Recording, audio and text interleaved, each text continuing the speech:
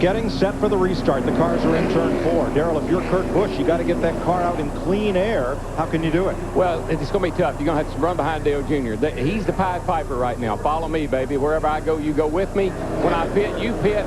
That's the big deal right now, Larry. What's going to happen here when we get ready to make those pit stops? I'm going ahead and going to start making a deal right here. If we get the green flag, I want to run as far as I can, but I don't want to end up on pit road with a bunch of race cars in a big traffic jam. No, and as the driver, please let me know what you're going to do, because I don't want to get run over when I try to get on pit road.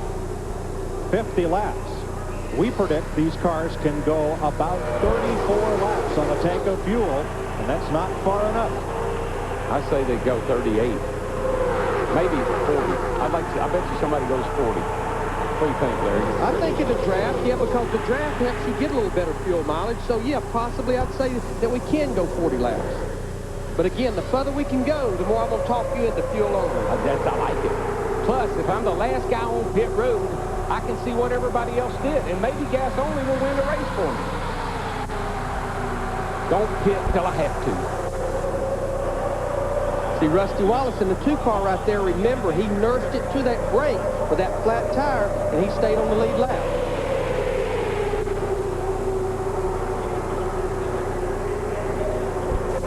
Definitely the intermission was a big break for him, and as we talked about Tony Stewart, Greg Zipadelli being able to get some tape off that car. What's wrong with Kurt Busch? That outside line is backing up behind him. Sometimes it's air pressure. I mean, sometimes you look at the tires you took off, you see the buildup, you drop the air down a little wee bit more so you don't get that big buildup in these long runs. Yeah, and the reason they dropped air pressure a little bit more for this run is this is going to be a much longer run.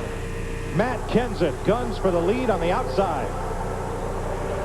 And his teammates right there helping him, see, so they might have worked something out on that break.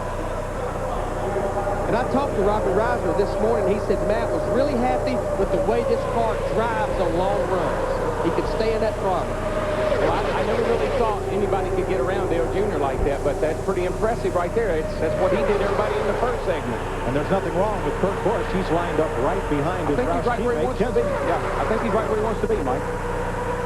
Behind them on the outside, Jeff Gordon and Ricky Craven. But if you remember how Dale Earnhardt Jr. did it was on the outside line, just like Matt Kenseth did. Yeah, and I think they like him down there hung up on the inside. It bogs the car down when you get down low like that. Just as we say that, though, Dale Earnhardt Jr. takes the lead on the bottom side with help from Jimmy Johnson in the 48 car. Well, he's a pretty shrewd little cat, and he might just be, not showing everything he's got all the time. We still got a long way to go here. We haven't qualified yet, and we haven't raced the 500 yet. We could get a rule change tomorrow. So you always got to keep that in the back of your mind, crew chief. It's time to go now.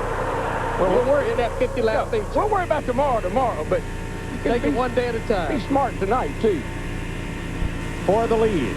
Down the backstretch, Kenseth. A lot of help on the bottom. Powers back on the outside. Dale Jr. is a little freer through the corner. You see him gain in the corner, but it looks like Kenseth and Busch have got the power down the straightaways. And if you notice on the straightaway, Dale Earnhardt Jr. in 8 car, he tries to move it away from that outside line, because when you move it away, it helps the drag of the car. When you're tucked up right beside him, it's putting a lot of drag on your car. Hurts it on the straightaway. I'm sure right now Dale Jr. is probably complaining about the set of tires he got. And I bet it's the air pressure.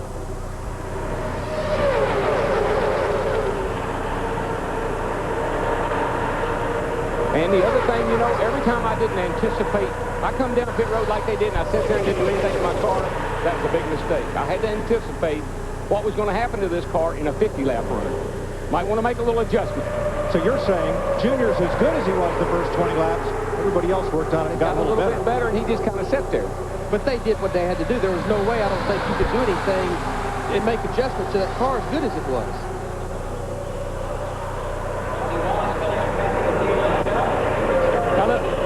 Why the spotter is so important. Look at this seat. Look at Jimmy Johnson. Here's his eyes right there. And look where the seat is. I mean, he can just barely see over the top of the seat. So this spot back in here is blind, and that's why that spotter is so critical. See how his arm is below the headrest, but his head is there so he can't go over the end of the headrest, go under the headrest, or go over the headrest. He's all locked in right there. And with the head and neck support, he can't turn his head much to the side to see.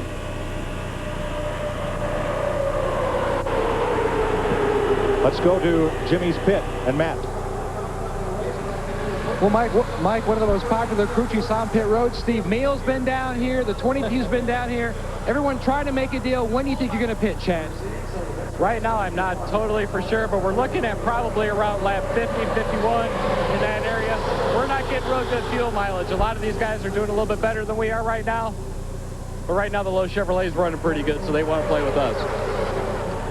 And you know, guys... Oh, look out. Craven was sideways there. Boy, look at Ryan Newman in that 12 car as well. Yeah, that bottlenecked everybody up, and that was a great save on everybody's part. Holy cow. Newman got Craven. Todd Bodine got Newman. Rusty probably got a piece of Todd.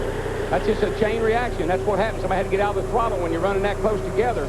That was a great bunch of driving by everybody. Well, Dale Earnhardt Jr. jumped to the high side down the backstretch. Kurt Busch in the 97 stayed right with him. Yeah, and that's his strength. Up on the high side. That's how he got to the front. That's how he's going to get back to the front. I mean, look, that's a good handling race car right there. He can go from top of the racetrack all the way to the bottom of the racetrack. And never crack the throttle. That is the key to success at Daytona. 7 of the final 50 laps complete. 43 to go in the Budweiser Shootout on Fox.